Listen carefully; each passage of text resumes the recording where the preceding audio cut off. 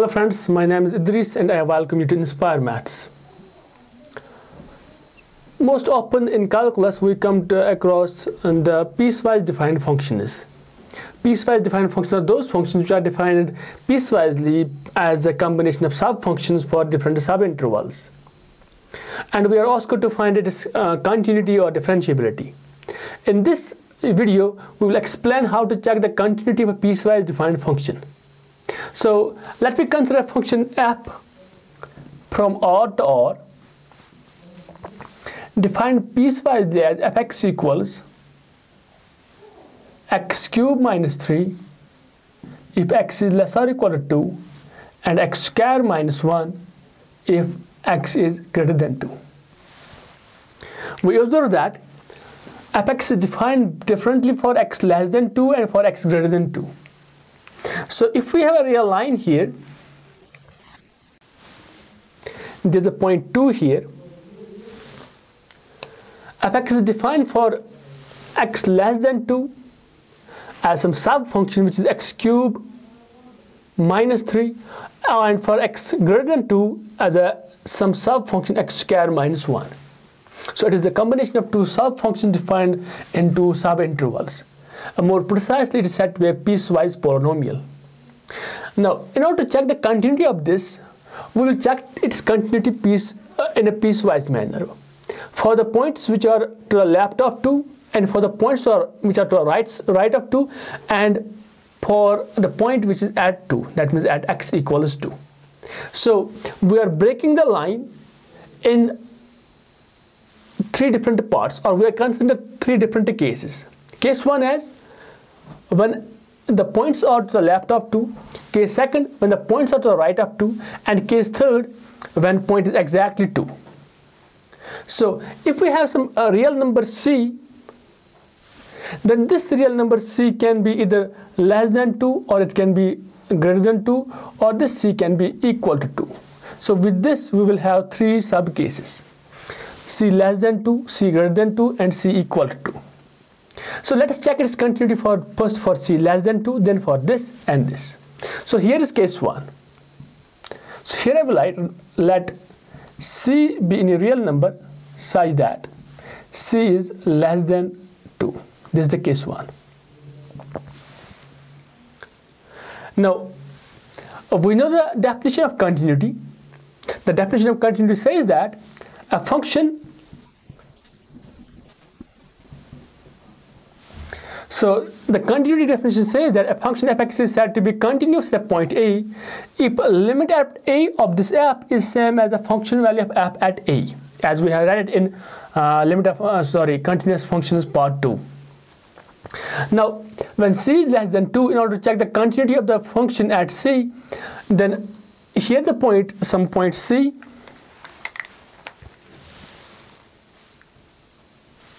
we have to see whether the limit at c is equal to the function value at c.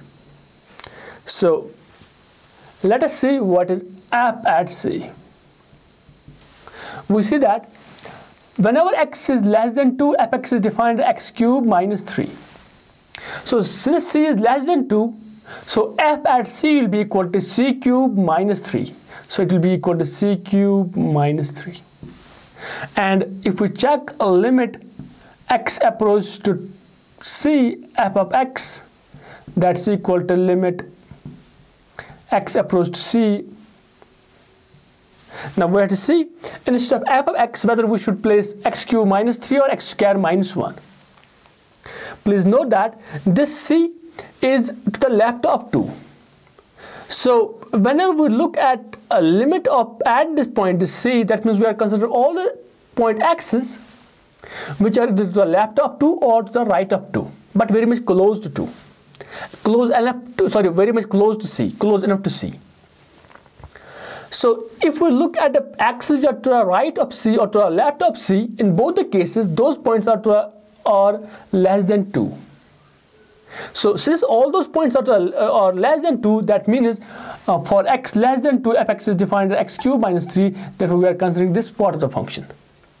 No matter how much close we will take this c to 2, we can find the point is very much close to c, which are to the left and to the right of c, such that I can have this limit. So for x approaching c, where c is less than 2, c is less than 2 means I have to take this part of the function, x cubed minus 3. That's equal to, this will be simply c cubed minus 3. We see that limit x approach c f x is same as f at c. Therefore, I can write as limit x approach to c f x is equals f at c. And by definition, this implies f x is continuous.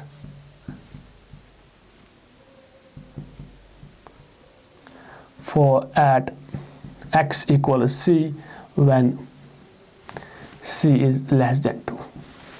So whenever c is less than 2, and the f(x) function is continuous. So the function f(x) is continuous for every point which are less than 2.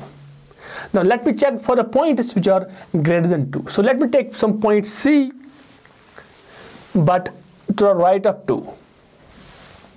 If I had to check the limit of this at this point, so let me first rub out this. So here's the line, and this was the point 2. We consider the c's which are to the left of 2. Now we are considering those c's which are to the right of 2.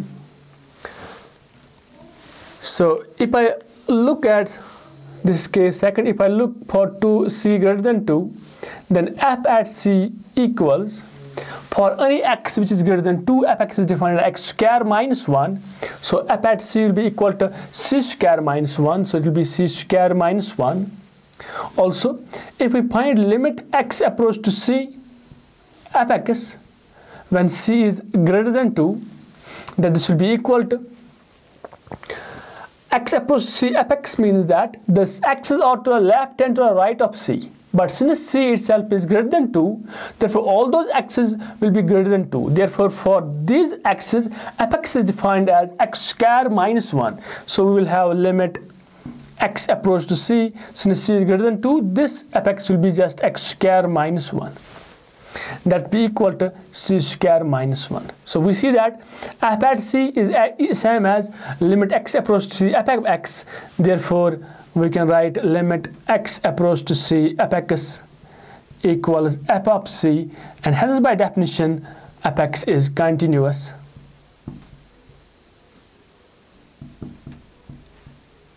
At c if c is greater than 2. Now we are left with the last case. The case is when we take c to be exactly 2. That means we look at a point which is exactly 2. Not to the left, not to the right, but exactly at 2. For that, let me rub these two cases first. So here is now case third. Case third is we have to look the continuity at 2. Now we were having 2 here. Please note that earlier we were considering the c's which were to the left or to the right of 2. So for those c's, for example, if there is some c which is to the left of 2, we can always take some x's very close enough to c, such that all those x's are also to the left of 2. That means all those x's are less than 2. No matter how much close I will take this c to 2, but I can take small portion of that, those x's, which will be again less than 2. But once c is equal to 2, then I have to take the points which are to the left and to the right of 2 itself. But to the left of 2 and to the right of 2, the f(x) is defined differently. So in the previous cases, I was simply getting a limit x approach to c, because to the left and to the right of c, f(x) was defined either this or this. But here I cannot talk of limit x approach to 2 directly, because to the left and to the right of 2, the function is defined differently. So if I consider x to the left and to the right of 2, I have to take the two different functions. That means for discussing limit at 2, I have to look at the left hand limit as well as the right hand limit. So here is a limit x approach to 2 negative f(x).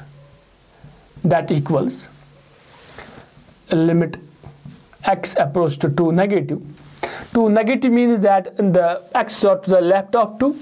To the left of 2 means x are less than 2. When x are less than 2, that means the function is x cubed minus 3. So it will be x cubed minus 3.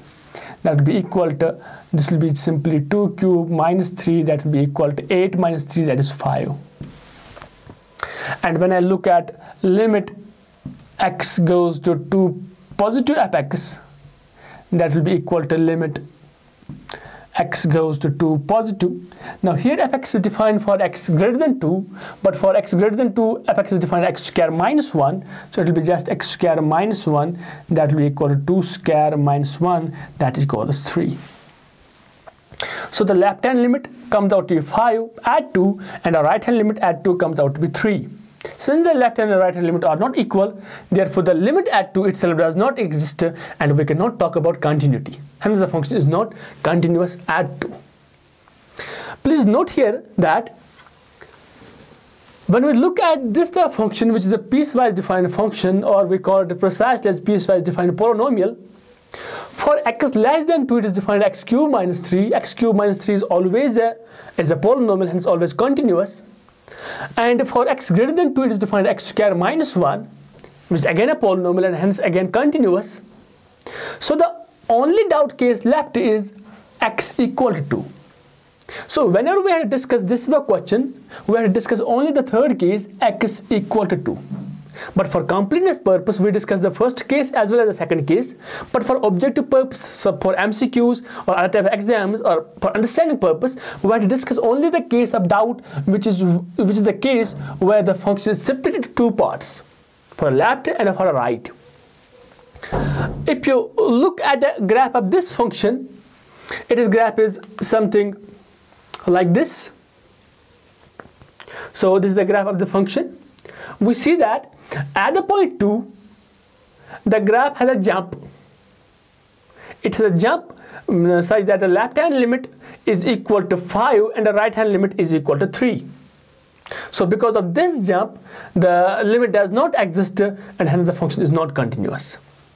However, if I change the function fx equals x cubed minus 3 and x square minus 1 to the same, but here instead of minus 1 I change to plus 1, then as discussed earlier, we don't need to discuss the case when x is less than 2 and x is greater than 2, because it is trivial that for x less than 2 and x greater than 2, these are defined as polynomials which are always continuous. So we have discussed on the third case when x is equal to 2. So on the same lines, we will take x approach to negative fx, which is same as this 5, but when x approach to positive fx, this is defined x square plus 1 instead of x square minus 1, so it will be plus here, this will be 2 square plus 1, that will be equal to 5. So the left hand limit and the right hand limit at 2 are both same and are equal to 5.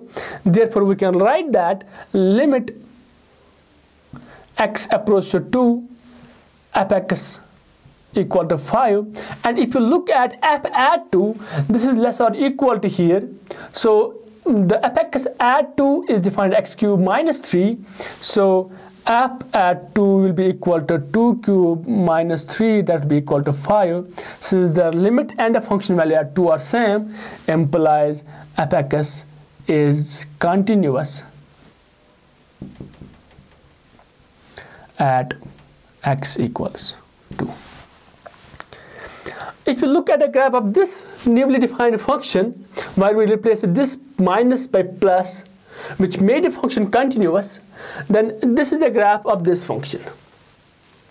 We see that at the point 2, there is no jump, but the two graphs touch each other and the graph is a continuous one without any gap or jump. So this is how we look at the continuity of piecewise defined functions. In the next video, we will discuss more about these piecewise defined functions. Thank you for watching the video. Keep watching my videos and keep supporting the Inspire Maths. Thank you once again.